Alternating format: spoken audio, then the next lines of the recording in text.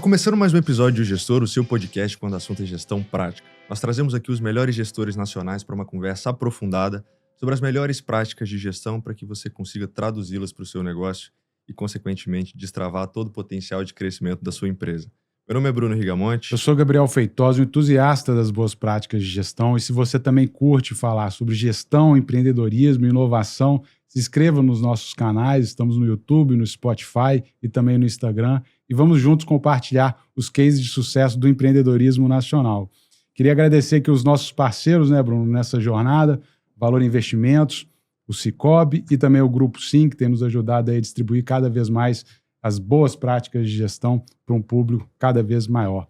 E hoje a gente tem a oportunidade de conversar com Alan Costa, ele que é co-CEO da ISH, uma das maiores empresas de cibersegurança da América Latina. Alan, muito obrigado por aceitar o nosso convite. Seja bem-vindo ao Gestor. Muito obrigado. Eu é que agradeço pelo convite e eu adorei a abertura que você fez, né, falando que vocês buscam trazer a gestão prática, né? Porque, cara, essa é a minha pegada.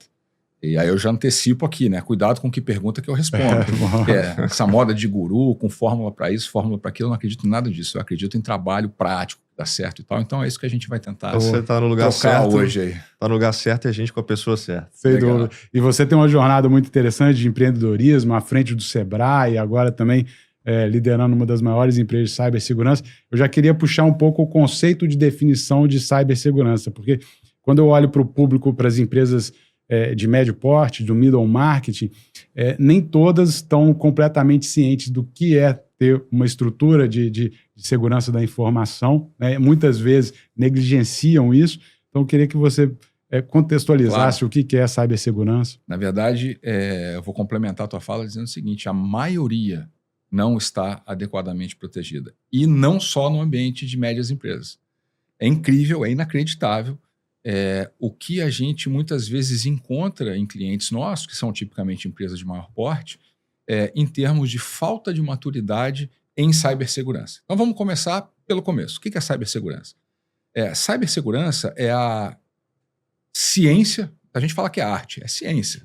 Tem instrumento, métrica, você pode medir isso, mas é a ciência que ajuda a proteger os ativos mais importantes das empresas, e esses ativos hoje são digitais, porque o mundo se digitalizou, de pessoas e instituições que muitas vezes são até países mal intencionados. É o famoso hacker, né? É o cara que está lá para tirar um proveito financeiro, para jogar um ransomware, que é o sequestro dos dados da empresa para pedir um resgate por esse ransomware. Então, o que a gente faz, se a gente fosse sintetizar numa frase, a gente não dorme 24 horas por dia, atentos a tudo que está acontecendo nos nossos clientes, para que se ele tiver alguma ocorrência, e ele vai ter, a gente brinca que só tem dois tipos de empresa, aquelas que já foram atacadas e aquelas que não sabem que já foram atacadas, porque todas já foram, de uma maneira ou de outra. Perfeito. Então a gente protege esses nossos clientes 24 horas por dia para que eles possam ter paz de espírito, para que eles possam saber que sempre tem alguém olhando por tudo aquilo que está acontecendo lá dentro. Eu vi, inclusive, numa palestra da ISH uma vez, um número de ataques que são registrados por hora, por minuto. Então, se você puder contextualizar, assim, porque eu acho que muita gente não tem ciência, como você falou, assim, só não sabe que foi atacado, porque foi várias vezes e estava vulnerável. Algum dado já vazou, alguma credencial, né? A credencial é a credencial de acesso, quando você entra num sistema, no seu e-mail, por exemplo, você está usando uma credencial para acessar. E eu via hoje, inclusive, no Instagram, um post lá dizendo que ainda hoje, em pleno século XXI, 2025, na era da inteligência artificial, a senha mais usada nos sistemas mundo afora ainda é 1, 2, 3, 4, 5, 6. Meu Deus, você descobriu minha senha? Pois é. Isso ilustra, né, o tamanho do problema. Hoje nós temos 2 SOCs. O SOC no mundo de cibersegurança é o Security Operations Center. Um SOC é como aquelas salas da NASA que a gente vê nos filmes, cheio de televisão para todo lado, com gente olhando aquilo 24 horas por dia, as imagenzinhas dos países, aquele negócio todo. Parece uma sala de guerra mesmo, uma war room. E ali é onde a gente tem gente 24 horas por dia monitorando. Porque em cibersegurança tem um aspecto que é importante entender, é o seguinte. Não existe nada 100% seguro. Não existe. Isso é impossível. Se você, empresária que está nos assistindo agora, se preocupar com isso e aparecer alguém na sua porta dizendo que vai garantir 100% de segurança, fuja. Essa pessoa não é séria, não funciona assim. Então, a certeza que nós temos é que em algum momento algum incidente vai acontecer. E o que determina se uma empresa de cibersegurança, de proteção digital é eficiente e efetiva é o tempo de resposta. Então, você tem que responder muito rapidamente a esse incidente para você contê-lo e não deixá-lo provocar dano. O que acontece quando a gente vê, por exemplo, né, nas últimas semanas nós temos visto menos isso, mas houve um tempo ali, principalmente ali meio que na época da pandemia, né, que toda semana tinha um ataque no jornal. Né? Toda semana tinha um vazamento, toda semana tinha acontecido alguma coisa muito séria e muito grave. Né? O que acontece nessas situações é que muitas vezes o hacker entra por alguma porta de acesso ou por alguma credencial dentro da instalação da empresa e ele fica lá escondido. Esses ataques não acontecem assim, o cara entrou agora e fez um estrago danado. Não. Esses ataques são perpetrados ao longo de meses. Às vezes o hacker está lá dentro 3, 4 meses, porque ele conseguiu um acesso com uma credencial de baixo privilégio, uma credencial do estagiário. Ele não vai conseguir fazer muita coisa com essa credencial do estagiário. Mas ele vai instalar softwares maliciosos ali usando aquela credencial que vai começar a escutar a rede, a perceber os pacotes que estão trafegando, e aí, opa, aqui tem uma credencial, e aí ele vai fazendo movimentos que a gente chama de movimentos laterais, procurando brechas para explorar, até ele chegar nos principais ativos que normalmente estão armazenados nos bancos de dados das empresas. Os dados dos clientes, os dados de operação, os dados muitas vezes de propriedade intelectual. Então, por isso o tempo de resposta ele é tão importante, porque eu preciso saber quando esse cara está lá dentro, porque se eu não souber, o estrago vai ser gigantesco. Então, por isso, os nossos SOCs, os dois, né, a gente tem um em Vitória e um em Brasília, respondem todos os dias centenas de milhares de tentativas de ataque, digamos assim. É lógico que tudo não, mas a maior parte é respondido de uma maneira automática, por software, por inteligência de máquina e tal. Mas quando a máquina não consegue responder, o próximo estágio ainda é o ser humano. Então eu preciso ter gente ali olhando e observando para que possa implementar a resposta necessária para aquele evento que está acontecendo. Via de regra, quando a gente vai falar sobre cibersegurança, a gente precisa falar também sobre GRC, né? Governança, riscos e compliance. E aí, naturalmente, nem todo mundo entende como implementar isso de fato na prática e acaba olhando muito da ótica de conformidade apenas, mas não implementa no dia a dia soluções ou rotinas que façam com que a empresa de fato esteja não apenas conforme, mas que esteja munida de ferramentas para combater os riscos e ter uma governança muito bem alinhada. Como que quem está nos escutando pode fazer isso?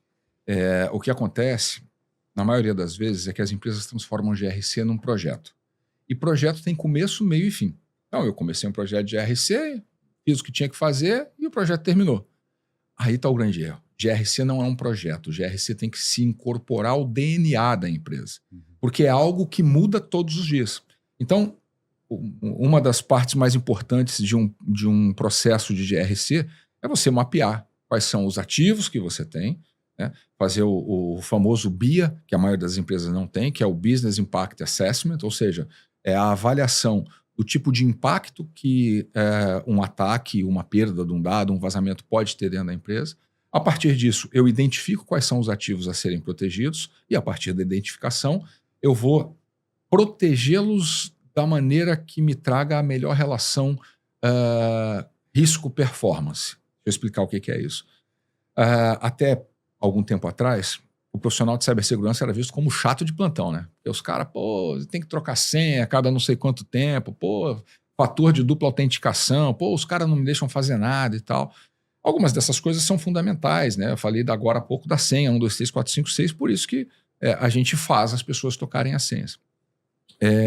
Mas nem tudo isso deve ser levado ao pé da letra, porque o papel da cibersegurança não é dizer não. Porque dizer não é fácil. Qual é a maneira de você assegurar que a empresa está protegida? Tira ela da internet, desconecta, e mesmo assim você não está garantido, porque alguém pode botar um pendrive, levar um dado para casa e tal. A cibersegurança ela tem que jogar a favor do negócio. Ela tem que se incorporar aos processos de negócio de maneira a facilitá-los e torná-los íntegros, fazer com que eles ocorram da melhor maneira possível.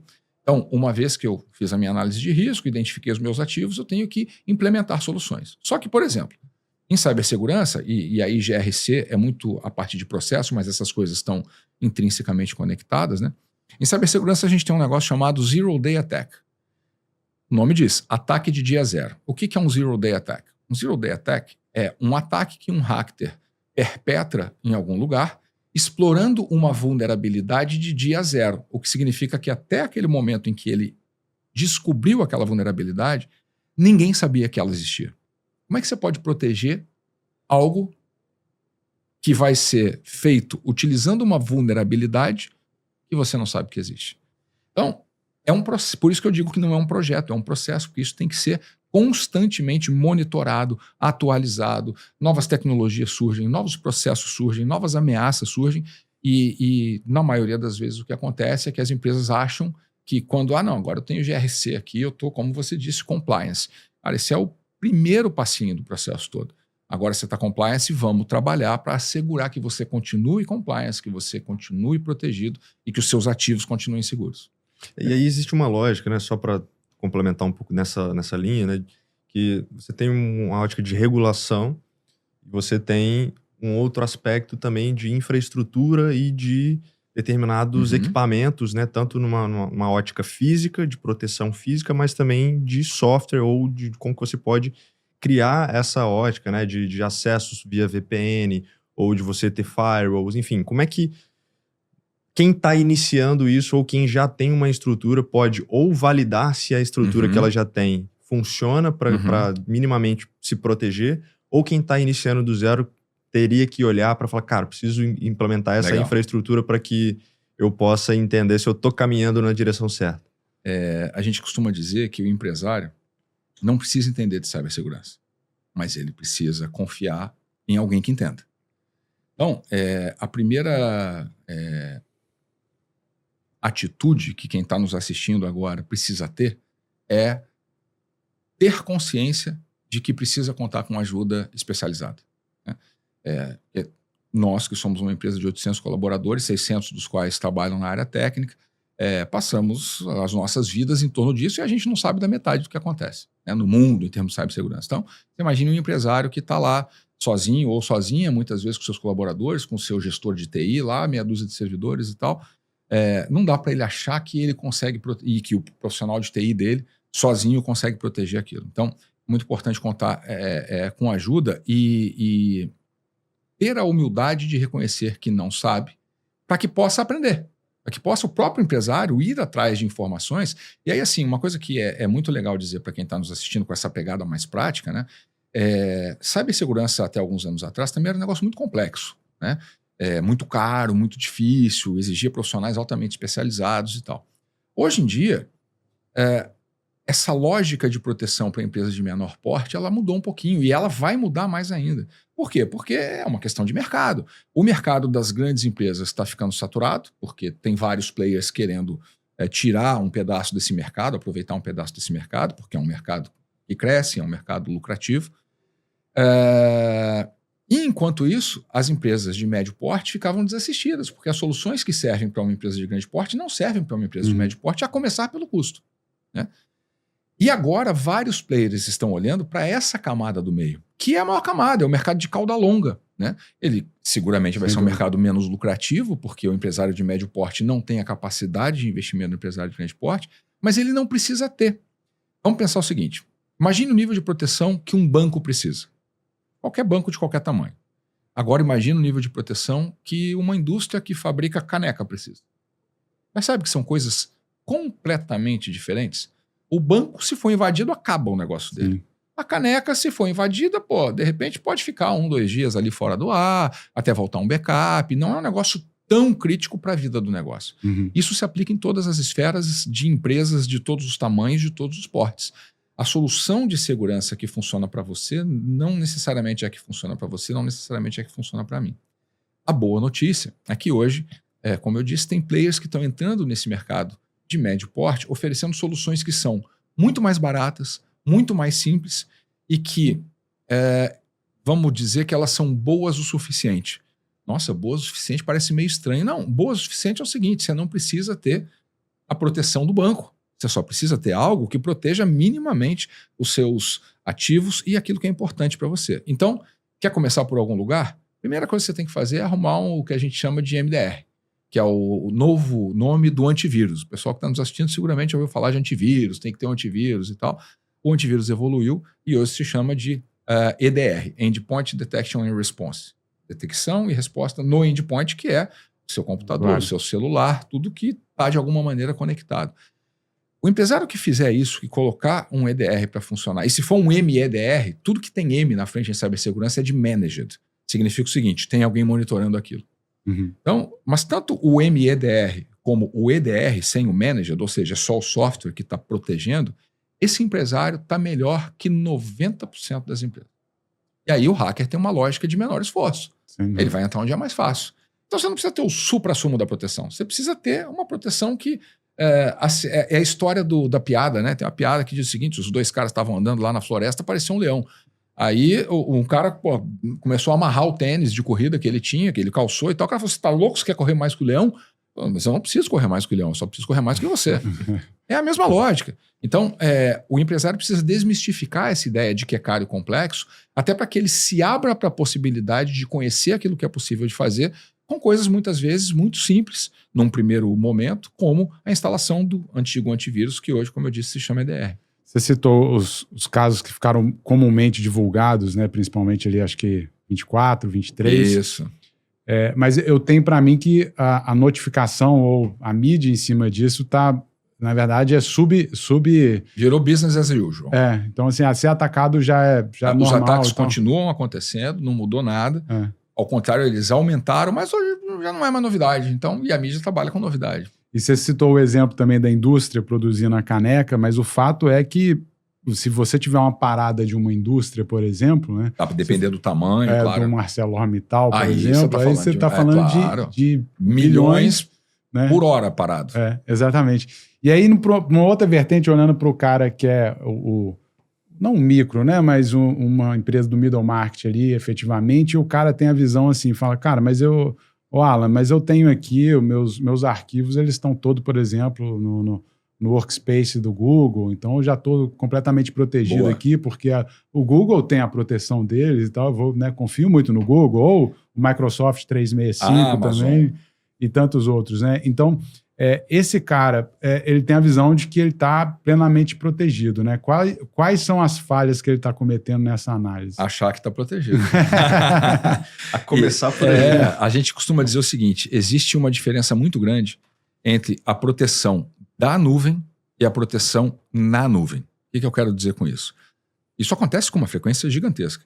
O empresário migra seus dados para uma nuvem pública dessas e aí faz o que você acabou de dizer. Ele acredita que ele está protegido. Não, porque a Amazon protege, porque o Google protege. Então, a Amazon e o Google protegem a nuvem.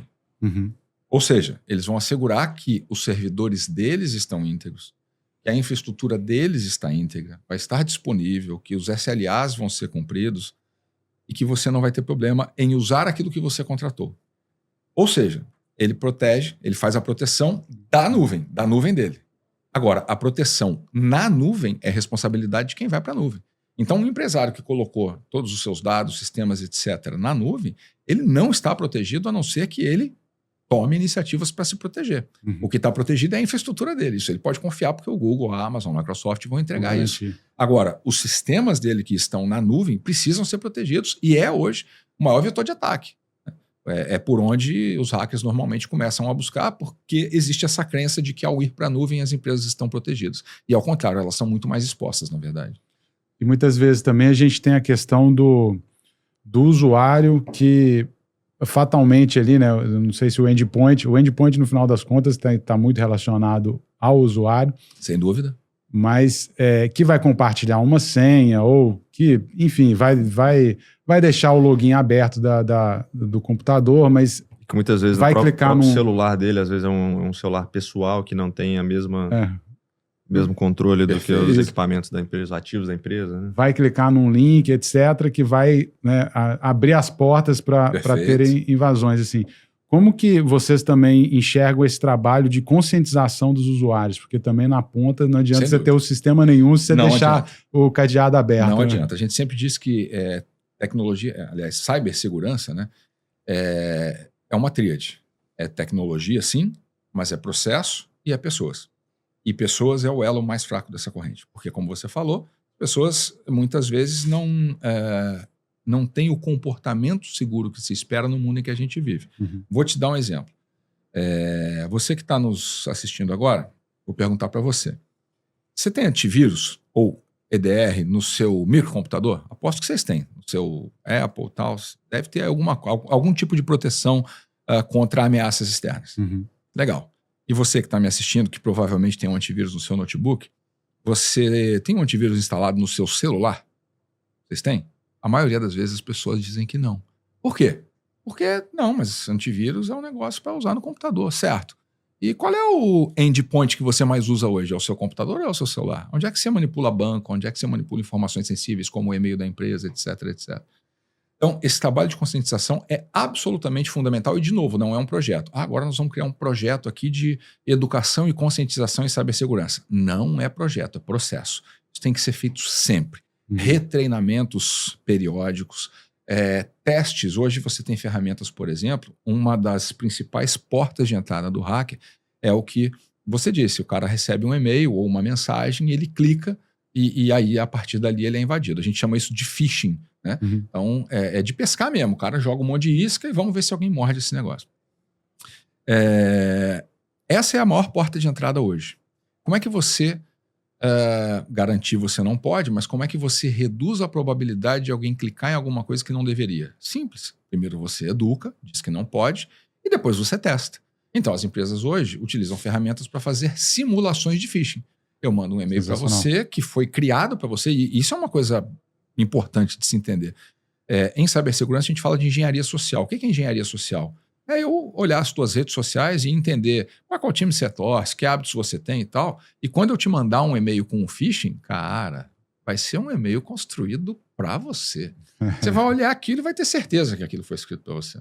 Então, as empresas fazem isso para testar. Aí o cara clica, dispara um alarme e tal, aí esse cara é chamado, olha, aconteceu, você clicou, você precisa refazer o treinamento e tal. É aquele negócio meio chato, mas é o processo de educação do usuário, porque senão não adianta. A gente chega nas empresas, até hoje, tem o post-it com a senha colada no monitor do cara.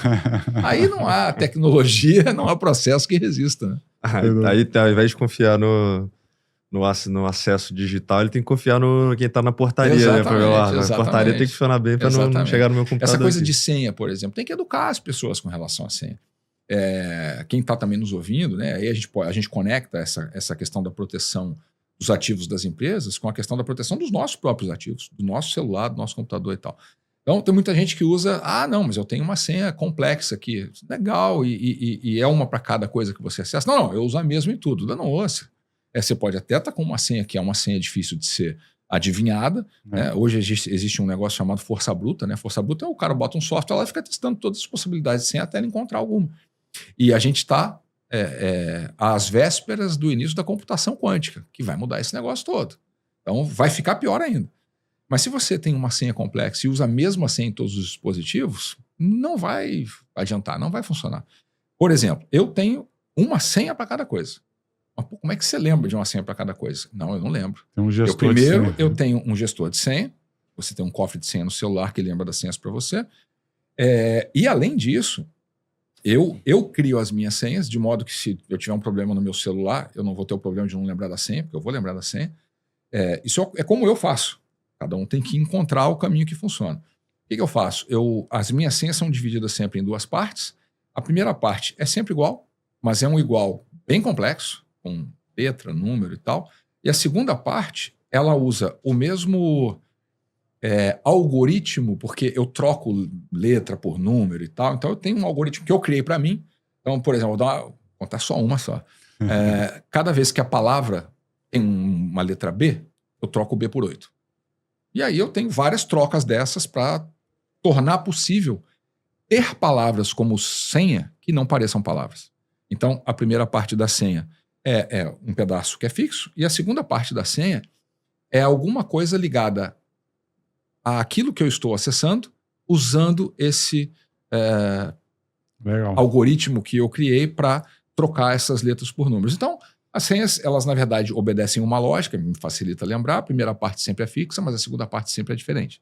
Então, é uma estratégia. Agora, tem que trocar a senha sempre? Tem. Então, a minha primeira parte da senha, ela muda a cada 2 meses, vai.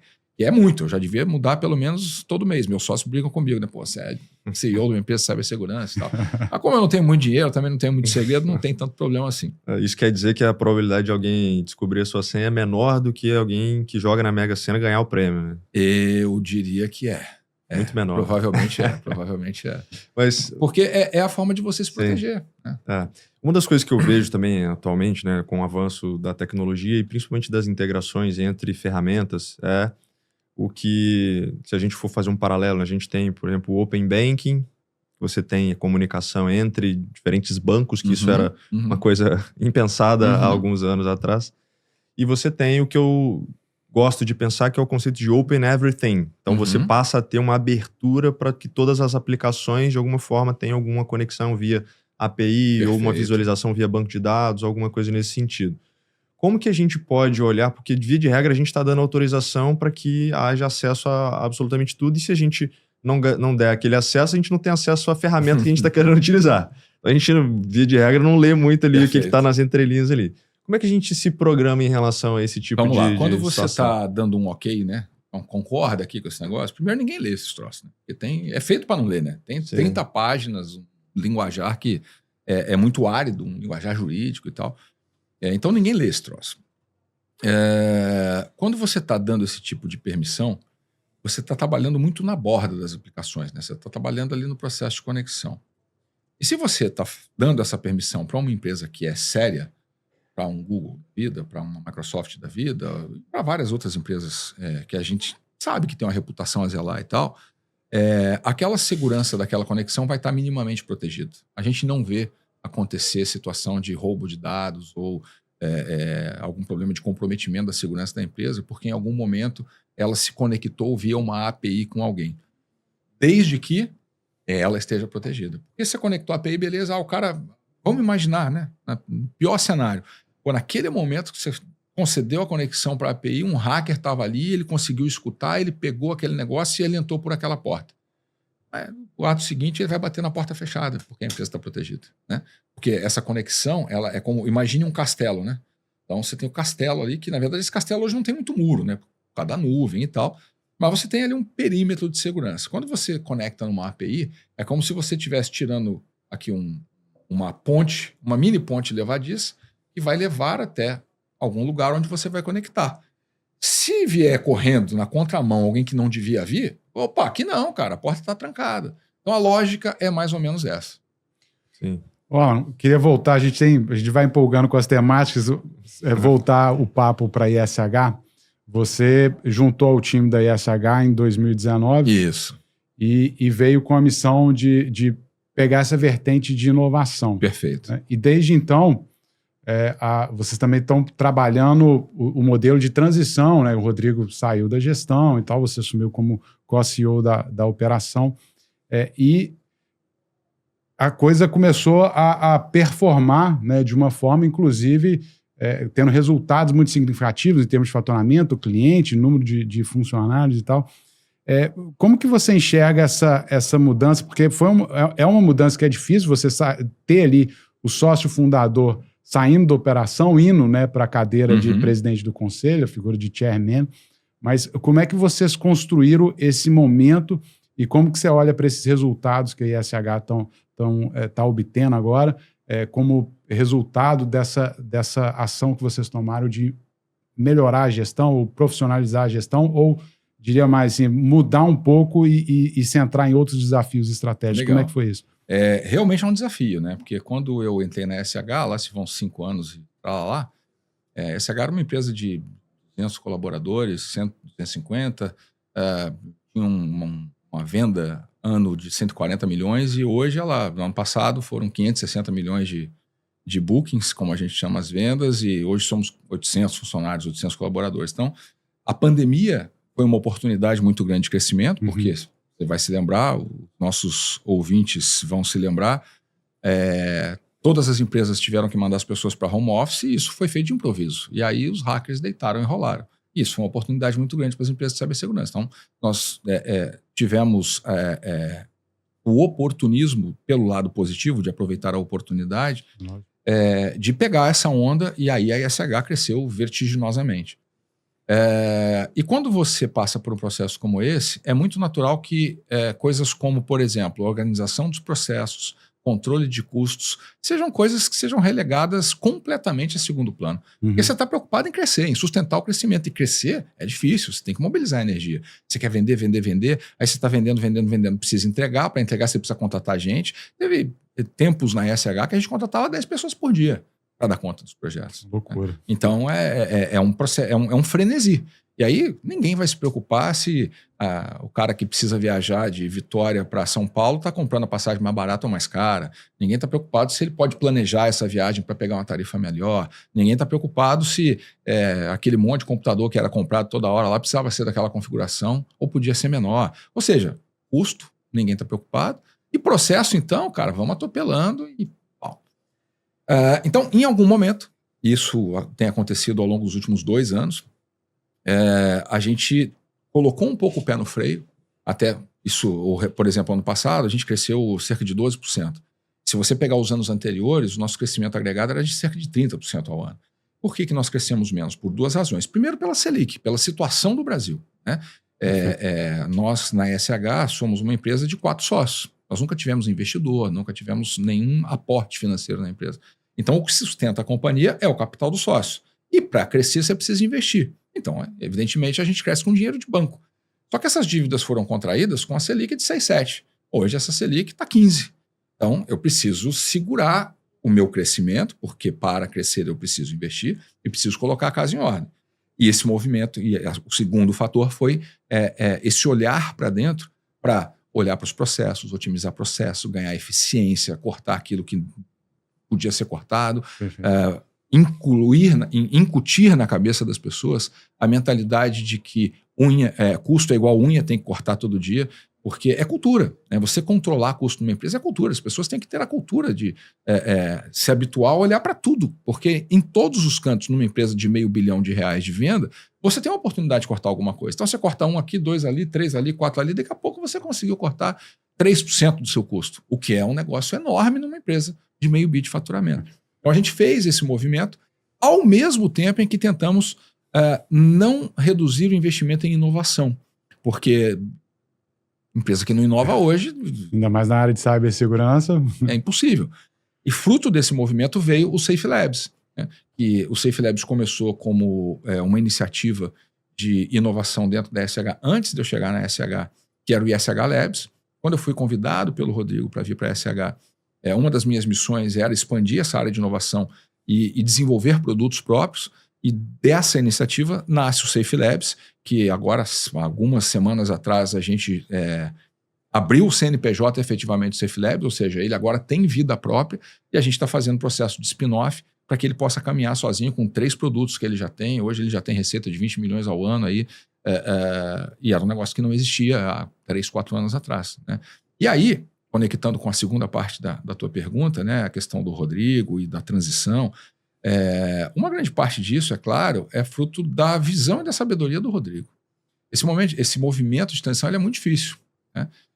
A empresa tem 28 anos. Né? E é 28 anos que a turma está lá. E então é um filho, cara. O meu filho tem 22 anos. A ISH tem 28. Então, é um filho, efetivamente. E muitas vezes, o empresário, e a gente vê isso acontecendo toda hora, né? Eu trabalhei 20 anos no Sebrae, então eu via isso todo dia. Ele se apega ao negócio de tal maneira que ele começa a se achar insubstituível. Acontece toda hora. Porque eu que sei, eu que faço, faz 30 anos que eu faço isso assim e dá certo. Não, você não sabe não, você chegou agora, não dá palpite. Isso acontece toda hora.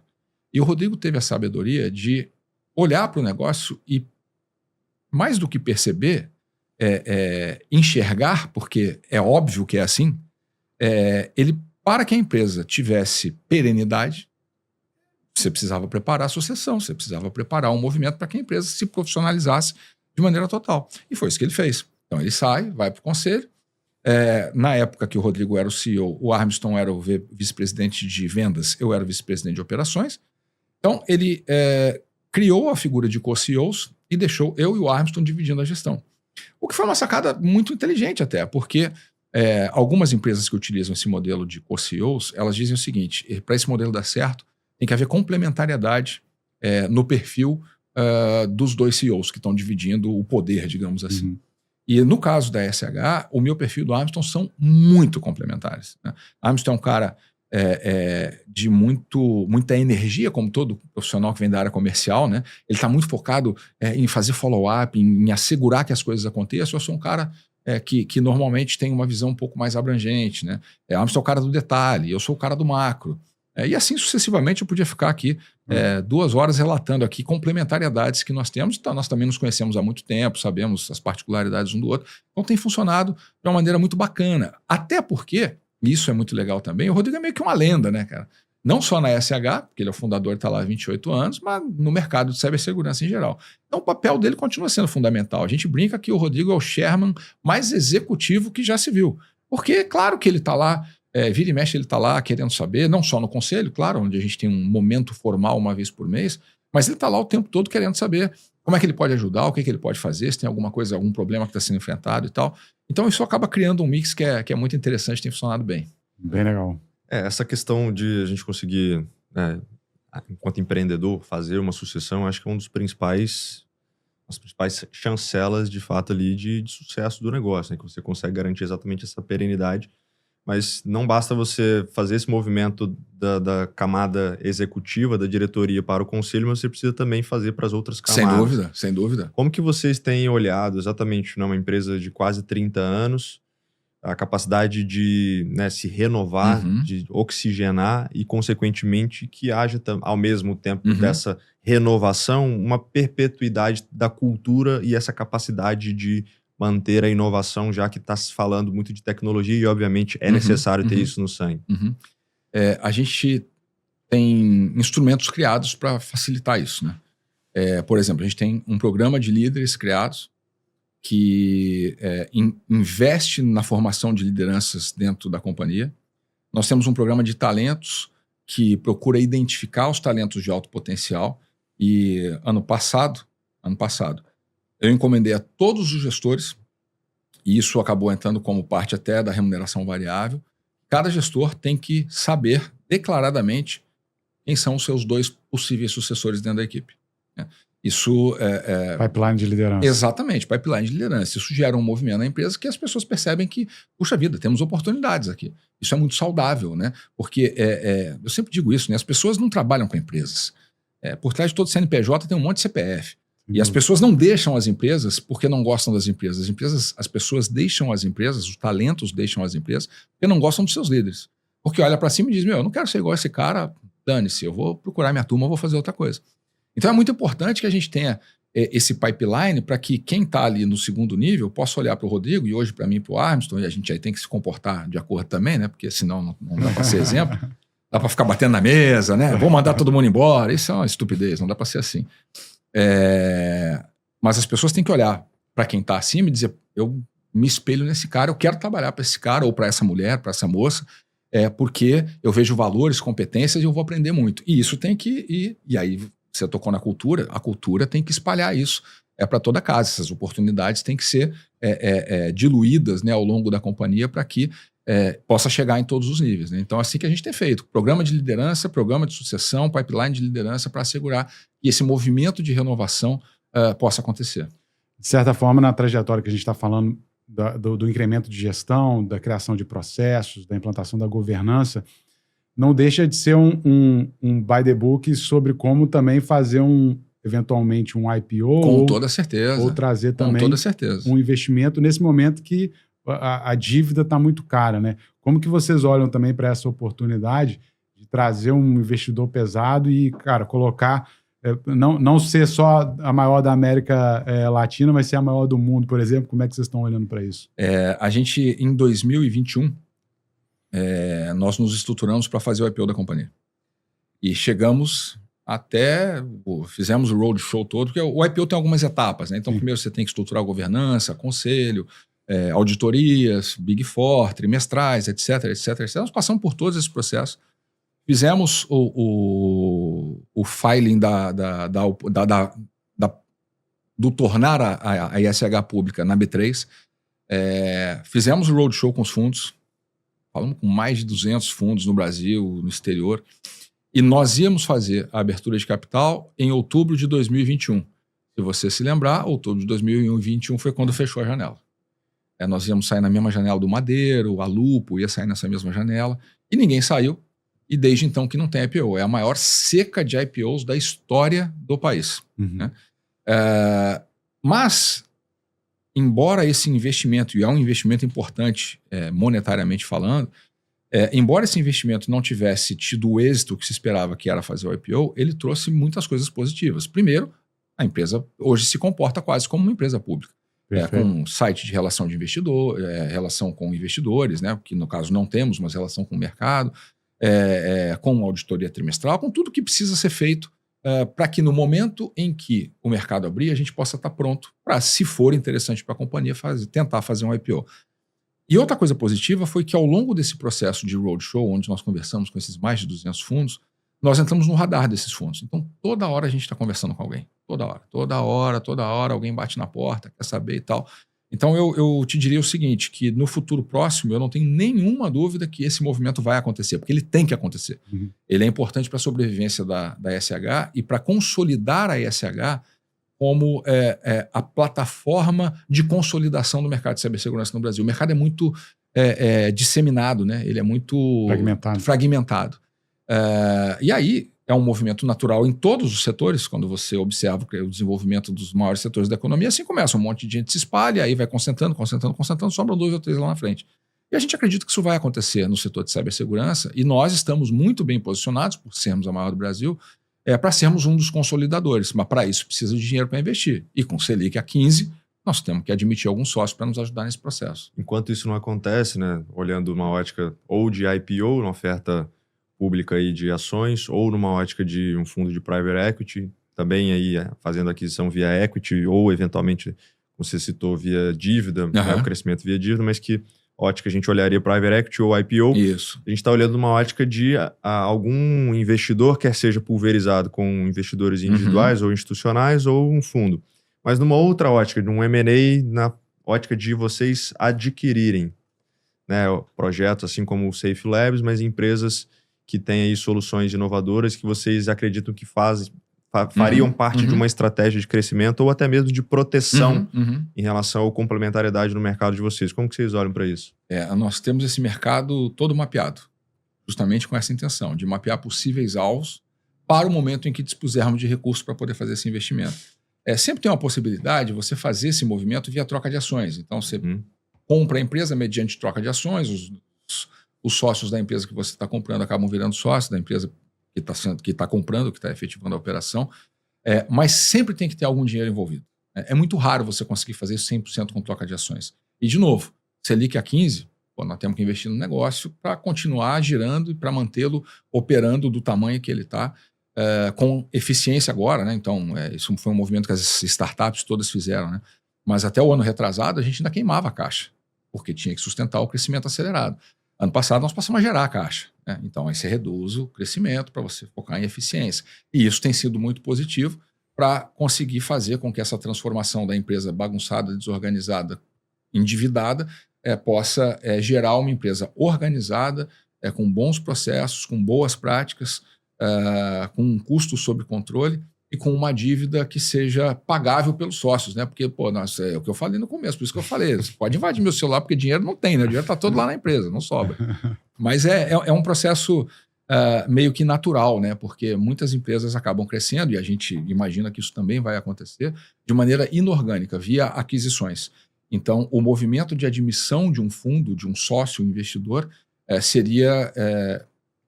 um dos principais usos do recurso seria exatamente para fazer M&A e comprar alguns players estratégicos. Eu queria entrar numa ótica assim, né? Você, antes da sua entrada na ISH, já teve e continua tendo diversos empreendimentos, atuações em diferentes áreas também, e atuação em conselho, você é palestrante, enfim, tem Tem um uma podcast. vasta atuação. Tem um podcast também, então... Já presidiu o Sebrae também, né? Presidiu o Sebrae, presidiu a Sebrae. Celepar, isso mesmo. Então, assim, você é uma pessoa multifacetada e ainda mantendo vínculo com várias dessas instituições e atuações.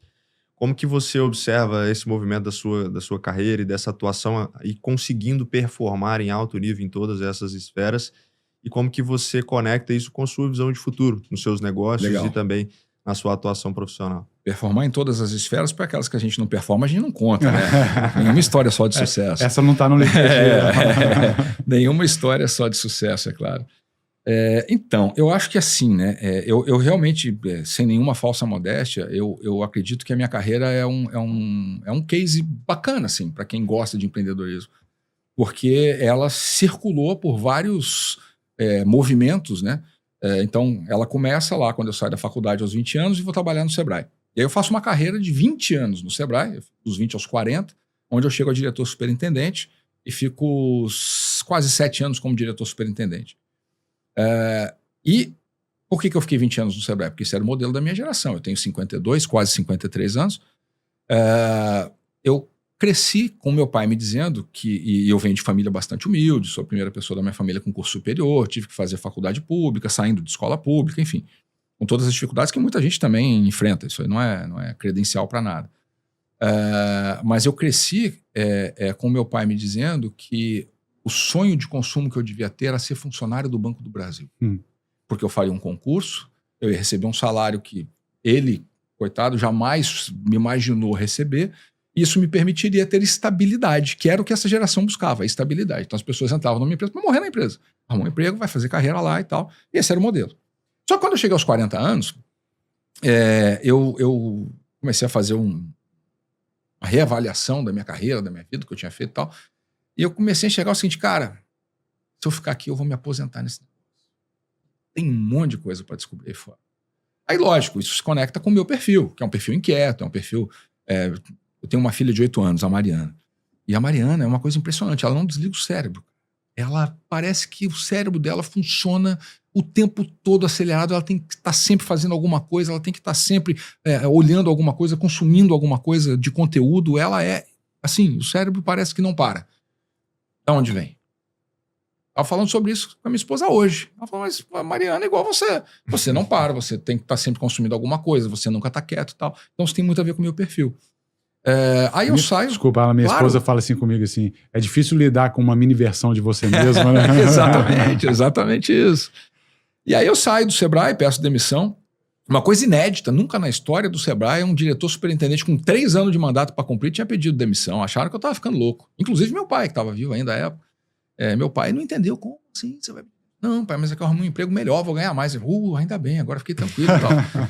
E eu fui para esse emprego, eu fui ser presidente de uma empresa chamada Coopercard, que era uma empresa de cartões, um segmento completamente diferente. E o curioso dessa história é que se no Sebrae eu fiquei 20 anos, nesse segundo emprego eu fui 40 dias e pedi demissão. E aí meu pai quase infartou, coitado. Mas, meu Deus, o que você vai fazer agora, pai? Não tenho a menor ideia do que eu vou fazer agora, só sei que eu não vou ficar onde eu fui. E aí...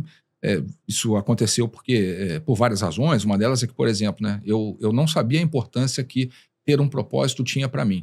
Hoje o propósito ficou meio banalizado, né? Todo mundo propósito, mudar o mundo e tal. Eu sempre falo para a moçada, né? Quer mudar o mundo, começa arrumando teu quarto. Falo isso para meu filho, 22 anos. Né? Quer mudar o mundo. Então tá bom. Começa mudando o que você consegue mudar. Tá aí no teu quarto, arruma essa bagunça, esse caos aí, depois você vem falar de mudar o mundo. Mas o propósito para mim, eu entendi que ele era importante para mim quando eu o perdi. Porque no Sebrae eu tinha um propósito muito claro. Cara, o Sebrae trabalha com o sonho das pessoas. Quando você ajuda um empreendedor, você está ajudando a realizar o sonho dele. Pô, isso é fantástico. E eu só percebi a importância disso quando eu perdi, porque eu fui trabalhar numa empresa de segmento financeiro, que sem nenhum juízo de valor, mas eu acordava e dormia para ganhar mais dinheiro. Era só isso. E embora eu tivesse... E aí você veja que coisa interessante, né? Como eu venho de família muito humilde e tal, o meu objetivo, a minha régua para medir sucesso era dinheiro. Até aquele momento, a régua para medir sucesso para mim era grana. Quanto mais eu tivesse, mais bem sucedido eu era.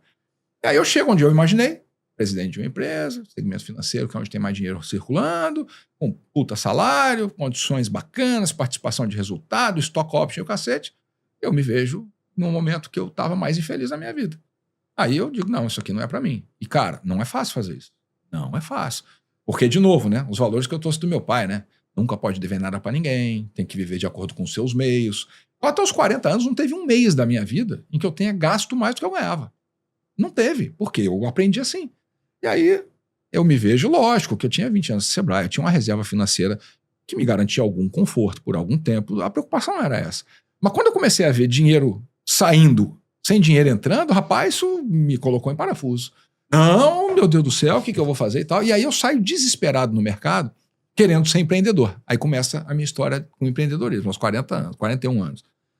E eu monto uns negócios que não tinha nada a ver, cara. Eu virei sócio de uma produtora. E qual foi o meu raciocínio? Não, eu vou virar palestrante, é importante ter uma produtora para produzir conteúdo para mim. Cara, é legal ter uma produtora, contrata, você não precisa ter uma produtora.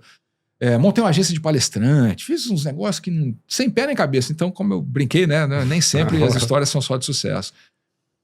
Mas antes disso acontecer, eu tive síndrome de burnout. Eu comecei a montar esses negócios e não estava dando certo, e eu não conseguia encontrar o meu caminho, eu estava muito perdido. E esse meu ritmo, né, muito acelerado e tal, eu descobri depois, na experiência que eu tive, que eu, desde o início da minha carreira, eu nunca mais tinha parado para refletir sobre a minha vida, sobre o que eu queria de fato. Eu fui fazer isso no Nepal. Não é que eu fui para lá para fazer isso. Eu fui para o Nepal porque eu fui diagnosticado com síndrome de burnout e o lugar mais longe que eu consegui imaginar foi o Nepal. Katmandu. Ninguém vai para Katmandu, eu vou para Katmandu porque eu queria sumir do mundo, né?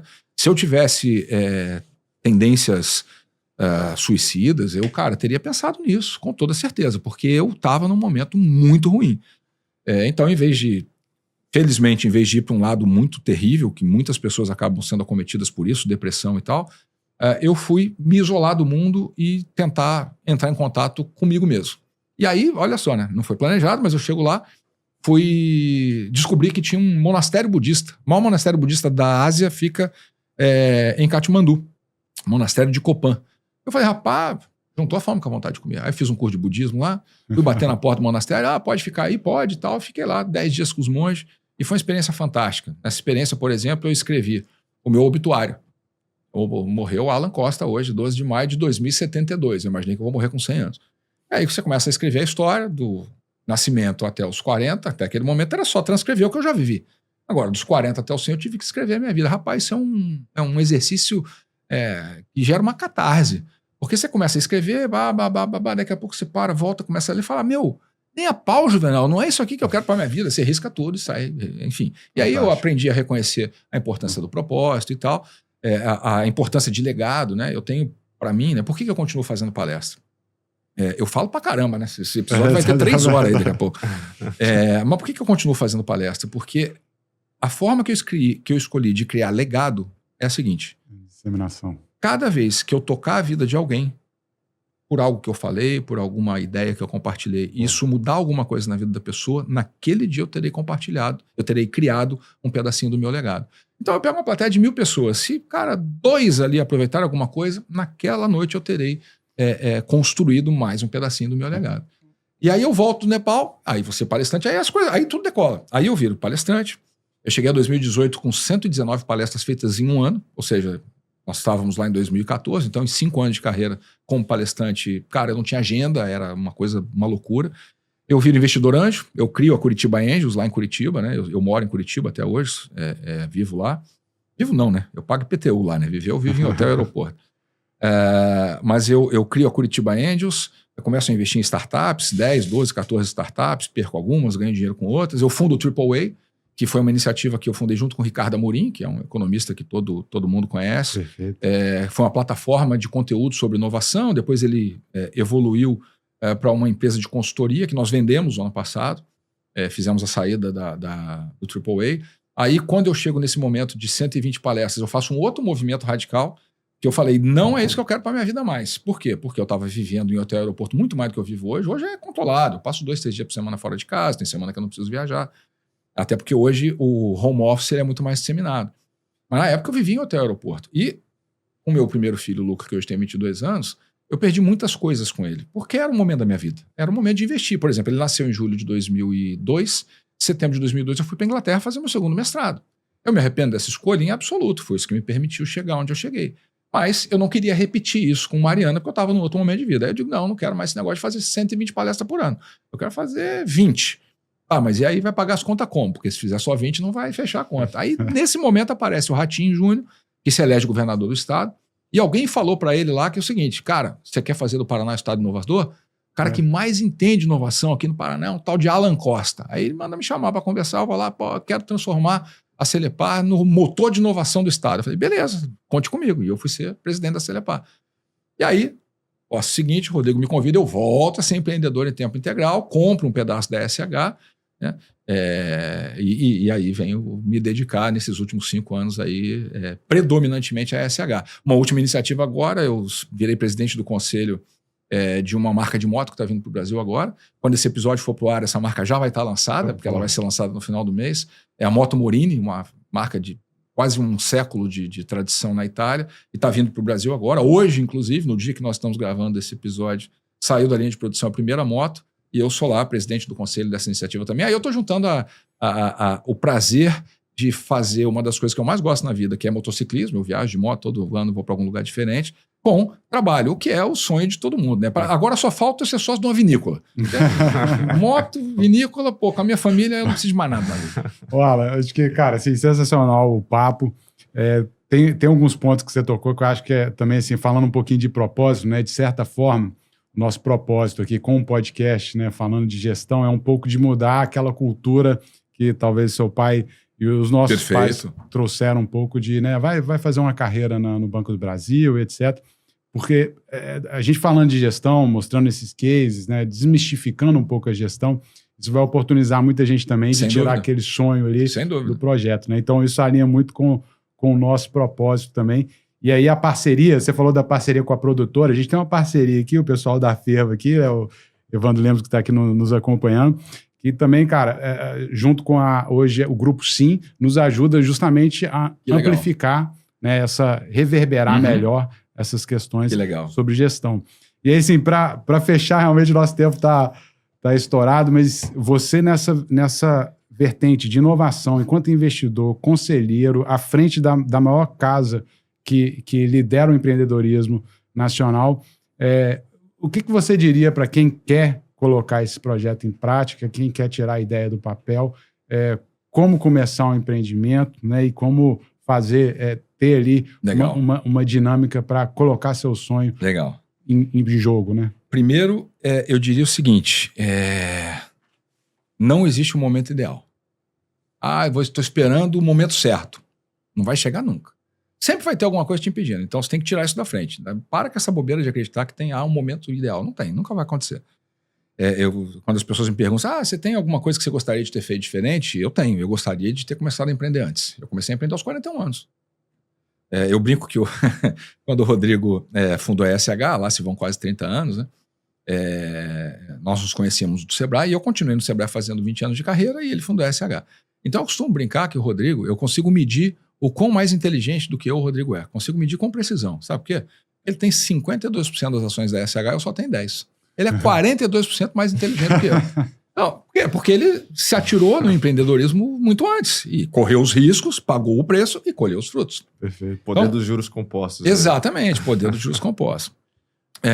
Então, eu penso que quem está nos assistindo e que tem a vontade, né, de entrar nessa veia empreendedora, tem que saber que o momento certo é o momento em que ele decidir fazer. Aí agora, decidir. Então tá bom, então, Alan, acreditei no que você está falando aí, vou assumir que isso aí não é uma abobrinha, eu quero. E aí, eu começo por onde? Primeira coisa, se prepare. As pessoas se atiram no empreendedorismo como se fosse... Cara, você vai num médico que não estudou medicina? Você vai num advogado que não estudou direito? Então, cara, ser empreendedor é uma carreira, é uma profissão, você tem que se preparar para isso. Mas, Alan, eu começo por onde? Eu só tenho aqui o ensino médio, não fiz nem faculdade. Vá ao Sebrae. O Sebrae é uma casa fantástica. Aquilo que o Sebrae é capaz de entregar em termos de preparação do empreendedor, tanto do lado instrumental quanto do lado do perfil do empreendedor, eu sou Empretec.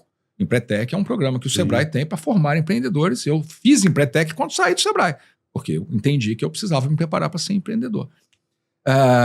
Outra coisa importante, não glamorize o empreendedorismo. Para empreender é foda. Não tem dia fácil, cara. Não tem dia fácil. Então, por que eu tô falando isso? Porque esse mundo de fantasia de rede social muitas vezes glamoriza, né?